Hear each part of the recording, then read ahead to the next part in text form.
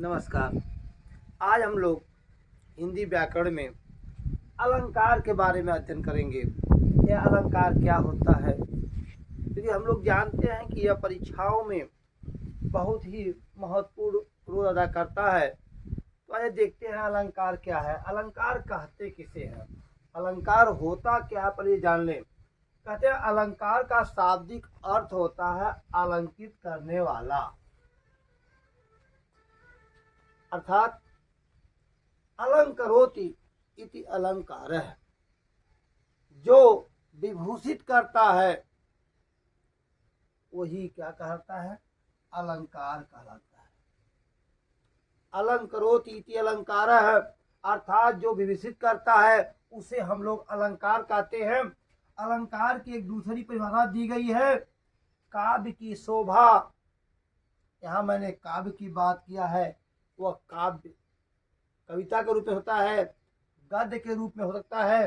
कहते हैं काव्य की शोभा बढ़ाने वाले अंग या तत्वों को अलंकार कहते हैं। कहते हैं काव्य की शोभा बढ़ाने वाले तत्वों को हम अलंकार कहते हैं। एक इसकी तीसरी परिभाषा भी दी जाती है। कहते हैं जिस प्रकार से एक नायिका को आभूषण पहना देने से उसकी सुंदरता यानी उसकी शोभा बढ़ जाती है, ठीक उसी प्रकार से शब्द, अर्थ आदि गुणों से काव्य या जो गद्य की शोभा या सुंदरता बढ़ जाती है, उन्हीं सुंदरता बढ़ाने वाले तत्वों को हम लोग अलंकार कहते हैं। अलंकार के भेद, अलंकार के दो भेद माने जाते हैं, शब्द अलंकार, अर्थ अलंकार। लेकिन जब शब्द के द्वारा सुंदरता बढ़ती है तो उसे शब्द अलंकार कहते हैं, और जब अर्थ के द्वारा काव्य या गद्य की सुंदरता बढ़ती है तो उसे हम लोग अर्थ अलंकार या अर्था अलंकार, अका सवरे दीर्घा, इनको हम संधि के माध्यम से जोड़ दें तो अर्था अलंकार हो जाएगा। यह शब्द अलंकार है तो शब्द अलंकार रहेगा। लेकिन इन दोनों के मिश्रण से यदि शब्द और अर्थ दोनों गुणों से यदि काव्य की शोभा बढ़ती है तो उसे हम लोग उभया अलंकार कहते हैं।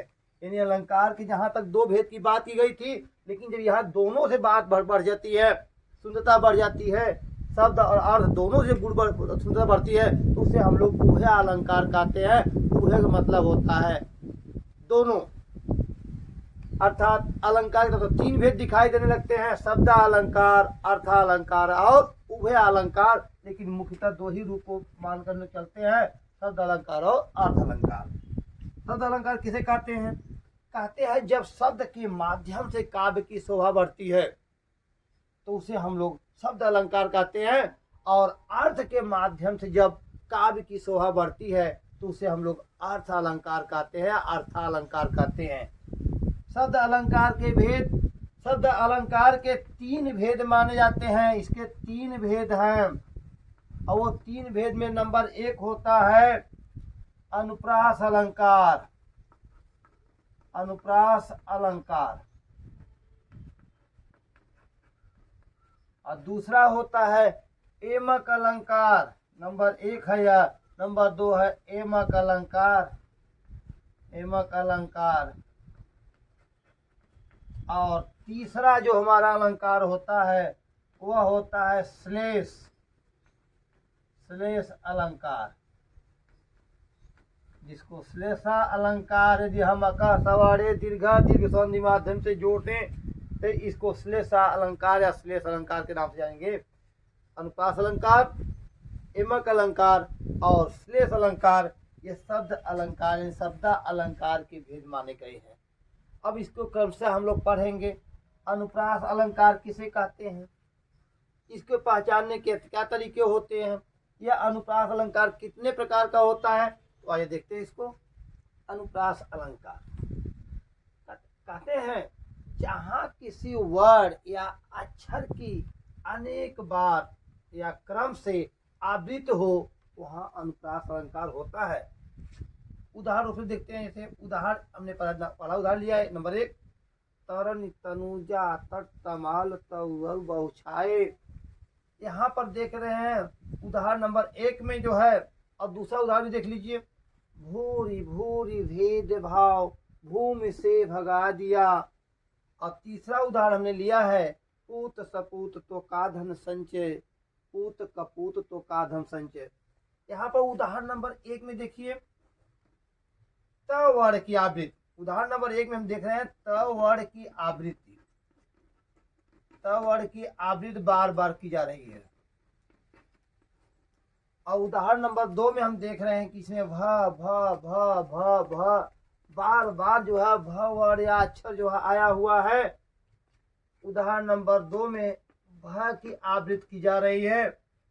और उदाहरण 3 में देखा जाए तो यहाँ जो शब्द जाल बिछाए गए हैं, कहते हैं पूत प या त एक शब्द जाल है अपना। वो यहाँ कहते हैं कि जब वर्ण या अक्षर की बार बार आवृत्ति की जाए,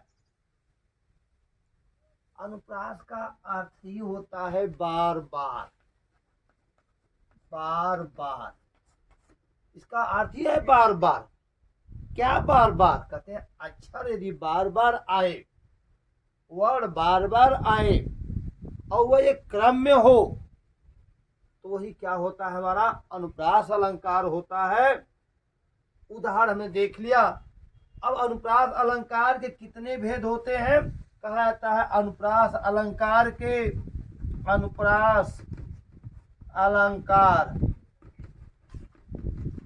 अलंकार के 5 भेद होते हैं।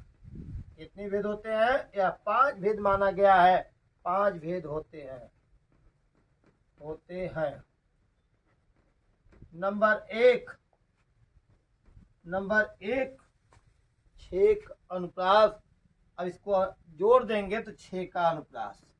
नंबर 2 वृत्त अनुप्रास, और तीसरा है श्रुत्य अनुप्रास, और चौथा है लाटा अनुप्रास, और 5वां है अंत्या अनुप्रास।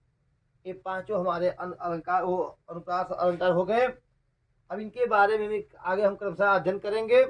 तो मैं समझता हूँ कि आज हम लोग अलंकार किसे कहते हैं, तो हमने देखा कि जो अलंकार होता है उसका अर्थ ही होता है विभूषित करना, शोभा बढ़ाना, सुंदरता बढ़ाना।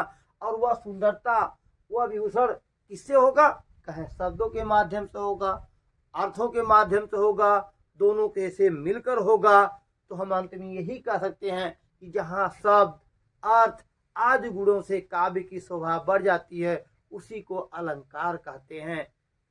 तो मैं समझता हूँ कि अलंकार की परिभाषा को आप लोग समझ गए होंगे और अनुप्रास अलंकार को भी पहचानना सीख गए होंगे। धन्यवाद।